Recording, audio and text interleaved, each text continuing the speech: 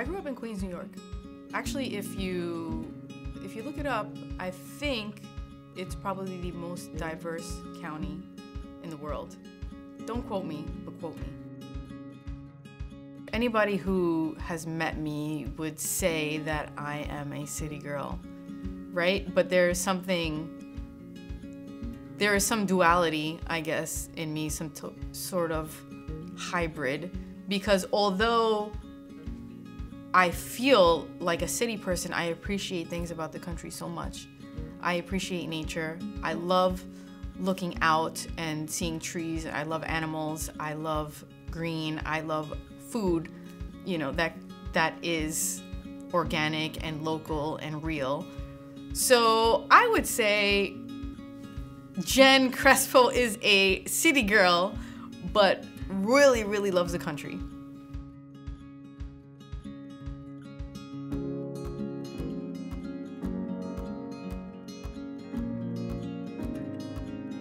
I had some exposure when I was a young person, I will say. And I guess I was too young and it was too infrequent for it to stick with me anyway. I'm not saying that's the case with anyone. But for me, being the rebellious, crazy little child that I was, it didn't stick. So what happened was, years later, I got a knock at the door in my early 20s. I was in college at the time, and I accepted a Bible study. Long story short, I accepted a Bible study. Again, I was in my early 20s, and in college I was super distracted. So I did study for a while, but again, it didn't stick. So years pass. I was in Manhattan on my way to work, and there was a brother in the train station, and he was doing street witnessing, not public witnessing because we didn't have it at the time. And I took a magazine. I brought it home. I read it. I mean, to this day, if you ask me what was in the magazine, I couldn't tell you. I don't remember. I don't know that if it was necessarily a certain point that stood out to me at the time, but it was more like my responsibility to God that resonated with me. That I was living, I felt at the time rather selfishly, working, living for the weekend, and I kind of felt disgusted with myself in that sense, where I felt I was at the point in my life, in my mid-20s, where I felt like I wanted to do something that had nothing to do with myself. And at that time, I was thinking about joining the Peace Corps and doing different sort of volunteer work. And when I got that magazine, I said to myself, I'm gonna go into this volunteer mode and I'm going to do nothing. You know, it's really just gonna be a drop in the bucket.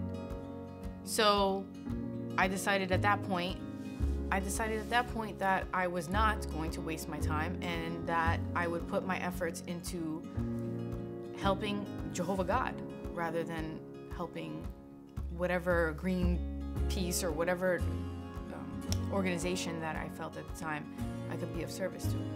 So I switched gears, and I did it pretty quickly. What do I love about the truth? Just that it is the truth.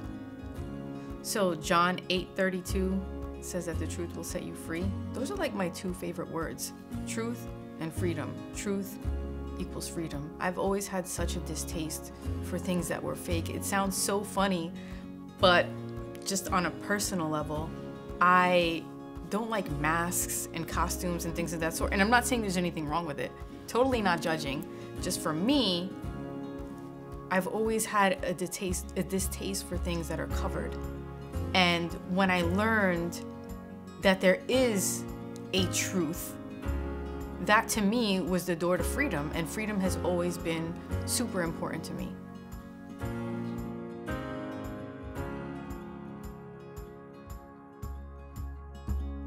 My first memory of visiting Bethel, you know, it's a few things. First of all, the security checkpoint. It really solidifies that this is a serious experience. Like, the brothers and the sisters who work at Bethel, they take their job very seriously. And there is a certain amount of respect that just kind of like fills your body when you pull up to the security gate. And then from there, driving slowly. I'm not really a slow driver, I would say. I don't really love to drive slow. So I'm like respecting this like 15 or 20 mile an hour speed limit, whatever it is.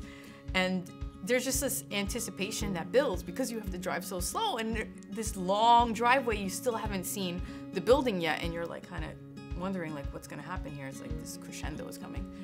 So anyway, my first memory is just looking at it and just being shocked by like how beautiful it really was. All the Bethel facilities are beautiful and they're amazing, but there is something extra special about Warwick, in my opinion, anyway, in my very humble opinion. I just remember feeling like, wow, this is like Solomon's Temple, but the upgraded version.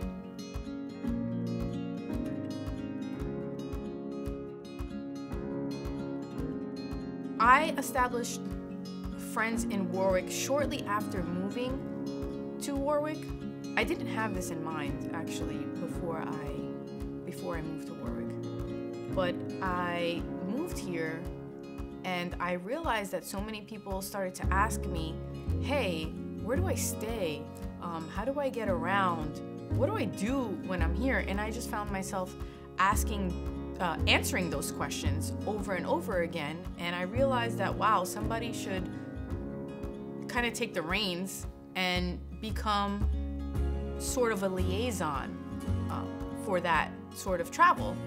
So what I went ahead and did is I put a camper on my property and I started to rent that out to friends who came. And I started driving friends that would come around, and the business kind of just expanded from there.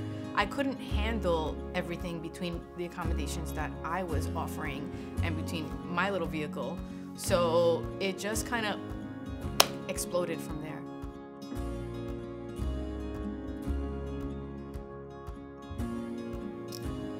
I wish people knew that they could get help, to be honest. I speak to so many sisters, and I say sisters just because that's the reality. Those are the ones that are calling me. I speak to so many sisters who get overwhelmed by the process and they give up pretty quickly. But if I could just speak to those sisters for just a few minutes, I could clarify so many of the questions that they had. It's not that difficult. I can get it done pretty quickly. I think that many people don't take advantage of the Bible tours. Many do, but there are still a fair number that don't take advantage of the Bible tours, and I would definitely recommend that for anyone. You're here anyway, do it.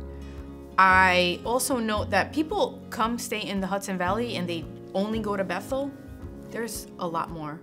There's a lot more to do. There's hiking trails, there's wineries, there's farmers markets, there's like some insane food available. And I don't think that people educate themselves prior to coming, so they just kind of rifle through the trip without taking time to really enjoy what's available. And of course, what they do, this actually bothers me, is that they go to Manhattan, but they only go to Times Square. You know, it's such, there's so much more to the city than Times Square.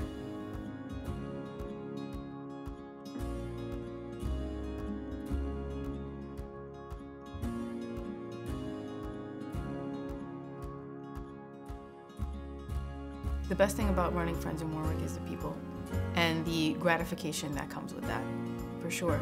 I have made incredible friendships by running this business. And I mean that, like I have made friends that I actually keep in contact with and have seen, you know, after working with them. So that's a major plus, but also the gratification that comes with helping someone to get to Bethel, it's like super overwhelming. Like I'm about all things intense, and it is a super intense feeling when you see a group of people that are coming to New York or coming to Bethel for the first time and they are just blown away.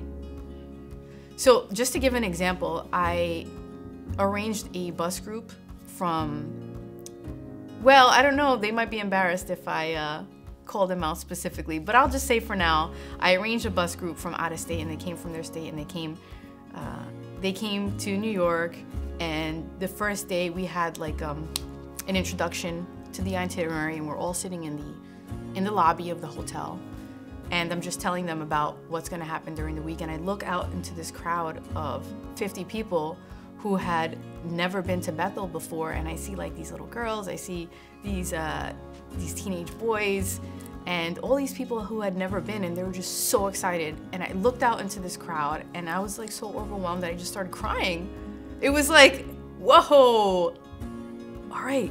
Okay, yeah, all right. So I had to like compose myself. It was just like an overwhelming emotion to know that I was gonna take these people to Jehovah's house for the first time, and it was because like I put in hard work. It was one of the most rewarding feelings ever, and I keep getting that over and over and over again, and there's absolutely nothing like it.